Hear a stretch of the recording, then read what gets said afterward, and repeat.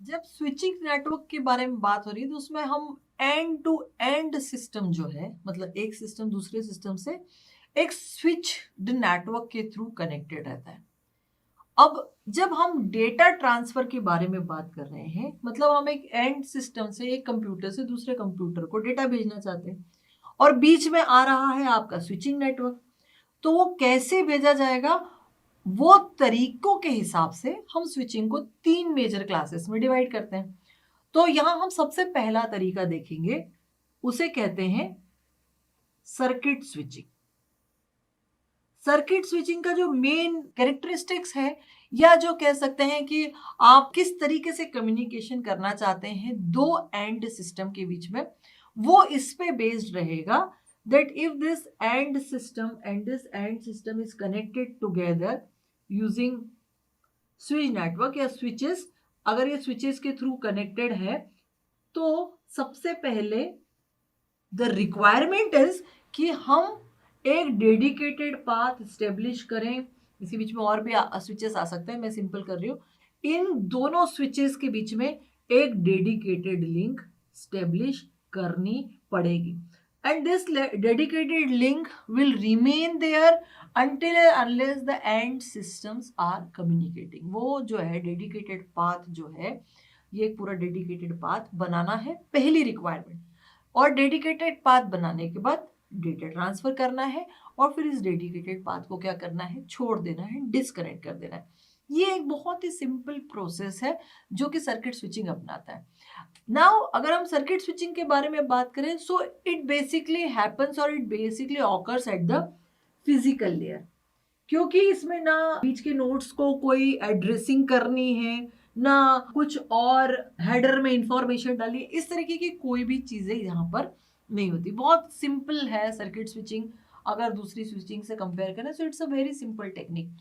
यहाँ कोई routing table नहीं बनेगा, कोई वीसीआई नहीं है, सिंपल स्विचेस है, स्विचेस नेटवर्क है जिससे ये आपको एक डेडिकेटेड लिंक स्टेब्लिश करनी है। और ये डेडिकेटेड लिंक जो है वो डेडिकेटेड रहेगी, इसका मतलब स्विचेस के स्विच बफर हो, चाहे स्विच का प्रोसेसिंग टाइम हो, चाहे इनपुट आउटपुट पोर्ट हो, या जो बैंडविड्थ ये यूज कर रहे हैं, वो सभी इस पूरी टाइम के लिए इन दो एंड सिस्टम को डेडिकेट का मतलब उनको समर्पित कर दी गई है कि भाई अब आप इसको यूज कर लें, और जब आप यूज कर लें और डाटा ट्रांसफर आपका खत्म हो जाए तो फिर हम इस डेडिकेटेड लिंक को क्या कर दें, छोड़ दें, डिस्कनेक्ट कर दें। उसके 3 फेजेस होते हैं, वो अभी हम आगे देखेंगे।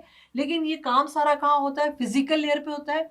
और साथ ही साथ दूसरी एक बहुत इंपॉर्टेंट चीज, क्योंकि ये फिजिकल लेयर पे होता है, यहाँ कोई हेडर नहीं लगना है, कोई रूटिंग टेबल नहीं मेंटेन करना है, कोई एड्रेसिंग नहीं होनी है, तो सिंपल डेटा ट्रांसफर करने के लिए यहाँ पर कोई पैकेट वैकेट नहीं बनने वाला, जैसा कि नेटवर्क लेयर बनाती है, डेटा लिंक लेयर फ्रेम्स बनाती है। It's not like that. Simple, no packetizing, कुछ नहीं होना है। Simple data will flow from one direction to another direction continuously. But it may be possible कि भाई डेटा इसके पास जितना था उसने भेज दिया, उसके बाद इसके पास डेटा ही नहीं है, so there may be some period of silence कि भाई अब डेटा ही नहीं है तो अब कुछ ट्रांसफर नहीं होगा, साइलेंस रहेगा। और जनरली जब हम कंप्यूटर कम्युनिकेशन के बारे में बात करते हैं तो वो इसी तरीके का कम्युनिकेशन, समटाइम्स डेटा जाता है, फिर वेकेंट कुछ नहीं जाता, फिर वापस से डेटा जाता है और बीच में फिर वापस साइलेंस पीरियड आते हैं। तो ये तो एक जनरल प्रोसेस है। लेकिन यहाँ पर सर्किट स्विचिंग में कोई पैकेट नहीं होगा, कोई हेडर नहीं होगा, कोई एड्रेसिंग इन्वॉल्व नहीं होगी, सिर्फ सोर्स और जो डेस्टिनेशन है उनके बीच में एक डेडिकेटेड लिंक जो है वो सेटअप करना है, वो एक सबसे बड़ी रिक्वायरमेंट है। सो नाउ ये जो कम्युनिकेशन होता है 3 फेजेस में होता है। पहला फेज होता है सेटअप फेज। सेटअप फेज का मतलब होता है पहले एक लाइन लिंक स्टेब्लिश कर ले। देखिए, लिंक एस्टेब्लिशमेंट का मतलब ये नहीं होता है कि हम यहाँ से वायर लेके जाएंगे और वहां तक कनेक्ट करें। No, they all are connected together, but we need that this link must be dedicated to us. ये हमें डेडिकेट कर दी जाए, कि पूरा का पूरा सर्किट हमें मिल जाए कुछ देर के लिए, ताकि हम उसे इस्तेमाल कर लें और फिर उसके बाद आप इसे छोड़ भी सकते हैं। तो setup phase is this phase in which what we need, that we need to establish a dedicated connection between end to end system using switches। In switches के बीच में कनेक्शन establish करना है जो कि इन end systems को क्या करता है, कनेक्ट करता है। अगर मैं एक एग्जांपल लूं, जैसा कि आप डायग्राम में देख रहे हैं, इस डायग्राम में देखिए ए जो है स्विच नंबर 1 से कनेक्टेड है और एक दूसरा एक एंड सिस्टम है, उसका नाम एम है, वो स्विच नंबर 3 से कनेक्टेड है। अब हमें क्या करना है कि हम इस ए को हम मानते हैं सोर्स और एम को अगर हम डेस्टिनेशन मानते हैं, तो इस सेटअप फेज में सबसे पहले एक सेटअप रिक्वेस्ट हमें भेजनी पड़ेगी। This setup request will be given by switch number 1। ये स्विच नंबर 1 किसको भेजेगा? सबसे पहले रिक्वेस्ट स्विच नंबर 4 को। This switch number 4 will take that request and will forward it towards switch number 3 as per the destination address M.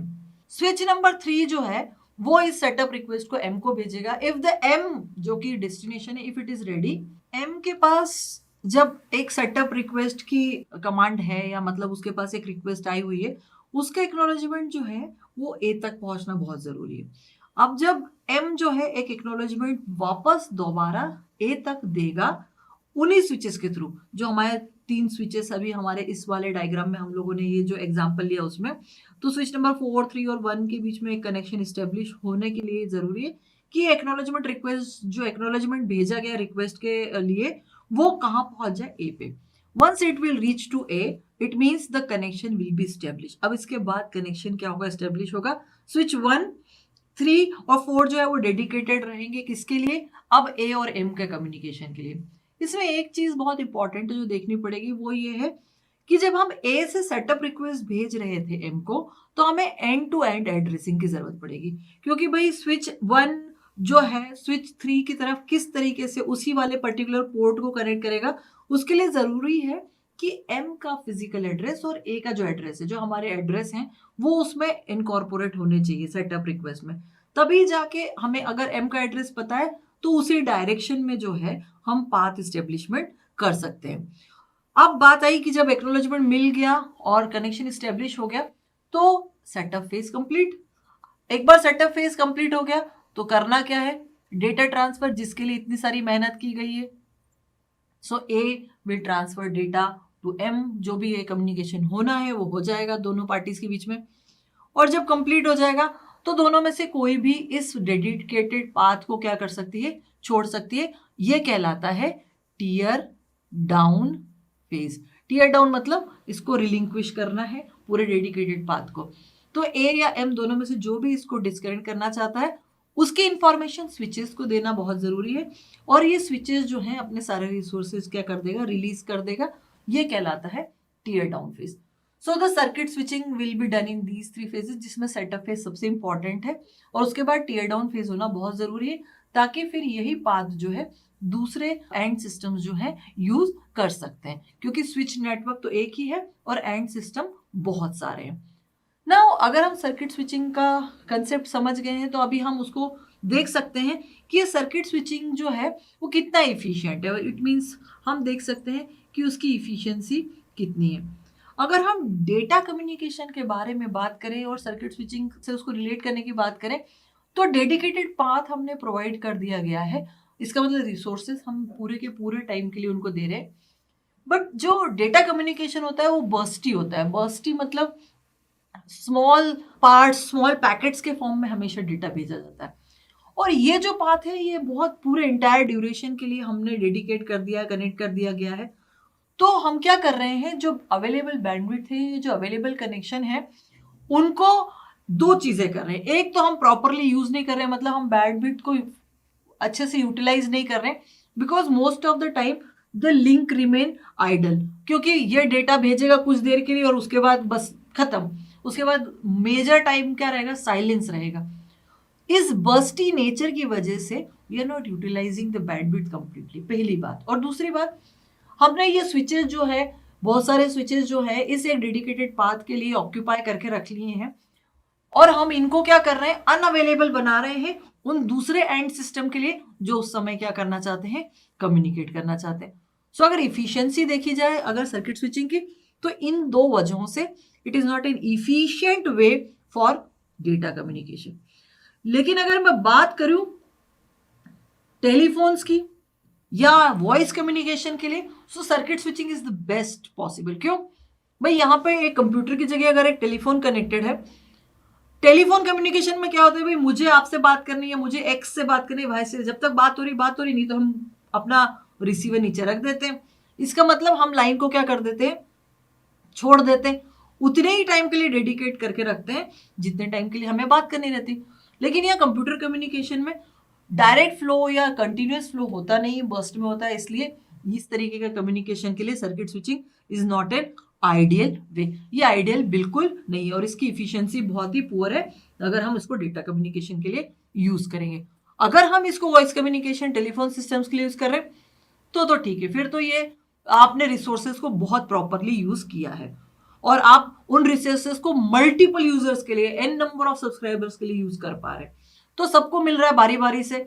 But यहां data communication के लिए it's not an efficient वे। दूसरा aspect, अगर delay के बारे में बात करें, डिले तो सर्किट स्विचिंग में सिर्फ एक ही फेज में डिले होता है और वो सेटअप फेज में। एक बार भाई सेटअप रिक्वेस्ट गई किसी एक एंड सिस्टम से दूसरे एंड सिस्टम पे और फिर उसने एक्नॉलेजमेंट भेजा और वो एक्नॉलेजमेंट मिला, एक बार कनेक्शन एस्टेब्लिशमेंट हो गया, फिर तो कोई देर ही नहीं है, बस उठा के आपको डेटा भेजना है, डेटा ट्रांसफर करना है। तो वहां पर डेटा ट्रांसफर में कोई डिले नहीं है। डिले सिर्फ इस आपके सेटअप फेज में है। एक बार आपने सेटअप फेज को सही से बना लिया, मतलब कनेक्शन एस्टेब्लिश कर लिया, फिर तो डेटा ट्रांसफर में कोई डिले नहीं होता। लेकिन ये डेटा कम्युनिकेशन के लिए, क्योंकि मैं पहले ही बोल चुकी हूँ कि बहुत इफिशियंट वे नहीं है, तो उसमें इस डिले का कोई बहुत मेजर रोल हम देख नहीं पाते। सो ये हो गई आपकी पूरी की पूरी circuit switching, how this circuit switching basically done. तो ये तीनों फेजेस ध्यान रखने योग्य है जिसमें सेटअप फेज सबसे इंपॉर्टेंट।